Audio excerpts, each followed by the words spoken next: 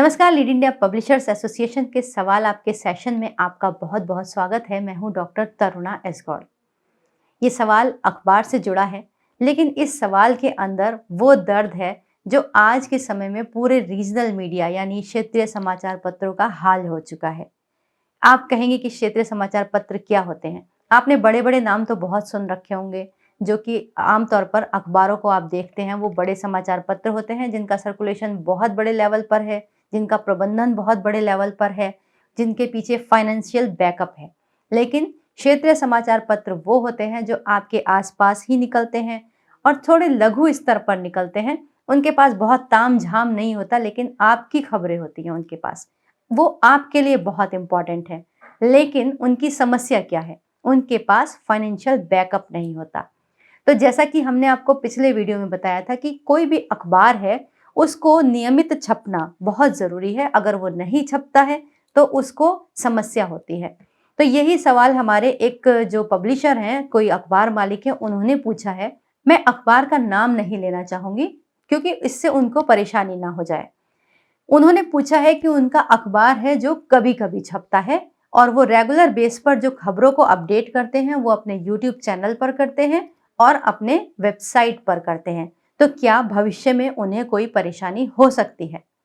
निश्चित ही हो सकती है। आपको जो प्रोविजन है पीआरबी एक्ट 1867 का एनुअल स्टेटमेंट जमा करने का, एक तो उसका उल्लंघन हो रहा है। एक उसमें उसमें ही ये बताया गया है कि आपको हर पीरियोडिसिटी पर आपको कॉपी वहाँ पे जमा करना अनिवार्य है। यानी कि अगर डेली है, मासिक है, या वीकली है, जो भी है, वो अगर छपता है तो उसे आरएनआई में जमा कराना कंपलसरी होता है। लेकिन अब अगर आप प्रकाशित नहीं कर पा रहे हैं तो आप जमा भी नहीं कर पा रहे हैं। तो इससे क्या होगा कि ये आपका जुर्माना या फिर सजा के एरिया में आ जाएगा। मतलब आपके ऊपर सजा या जुर्माना दोनों ही हो सकते हैं। मुश्किल हालात है। कोरोना के दौर में बहुत बड़े बड़े उद्योग बंद हो चुके हैं। अखबारों की तो वैसे ही दयनीय दशा पहले से चल रही है। तो आप फिर भी कोशिश कीजिए कि आप अपने समाचार पत्र की बहुत ही कम कॉपी भले ही छापें, मिनिमम छापें, मगर प्रकाशित करने की कोशिश करें। और जो आप अपना यूट्यूब चैनल और वेबसाइट के माध्यम से काम कर रहे हैं वो सराहनीय है, प्रशंसनीय है। इसके लिए तो हम बहुत पहले से अपने सभी अखबार वालों को एनकरेज करते आए हैं कि डिजिटल प्लेटफॉर्म बहुत ही सशक्त माध्यम है, कम खर्च में ज़्यादा देने वाला माध्यम है। आपको इसे ज़रूर चुनना चाहिए।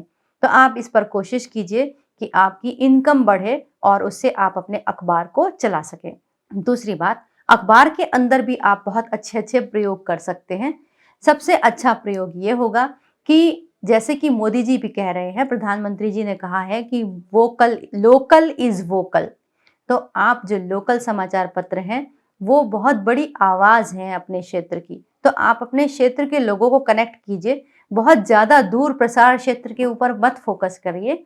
आप ऐसा ना करें कि मैं दिल्ली भी कवर करूँ, मुंबई भी कवर करूँ और सारे क्षेत्र, सारे ज़िले मैं कवर करूँ। उसको आप छोड़ दीजिए। आप सिंपल फोकस कीजिए कि मैं अपने जितना एक, अगर आप कहीं उसमें रहते हैं नगर पालिका में या उसमें विधानसभा में, तो आप एक विधानसभा पर फोकस कीजिए कि इस विधानसभा की जितनी भी खबरें होंगी, जितनी भी समस्या होंगी, उनको हम प्रकाशित करेंगे। इससे आपका जो टारगेट ऑडियंस है वो फिक्स हो गया। वो आपका सब्सक्राइबर डेली बेस पर हो सकता है। आप उन पाठकों को कहिए कि हम आपकी चाहे छोटी सी खबर हो, आपके जगह की नाली टूटी हो, आपकी बिजली के खंभे ठीक ना हो रहे हों, आपकी म्युनिसिपैलिटी ने आपको परेशान कर रखा हो, अस्पतालों में आपको दाखिला नहीं मिल रहा है, कोई भी छोटी सी समस्या है वो आप अपने अखबार में प्रकाशित कर दीजिए और कहिए कि आप इसकी कॉपी लेकर अथॉरिटीज से मिलिए।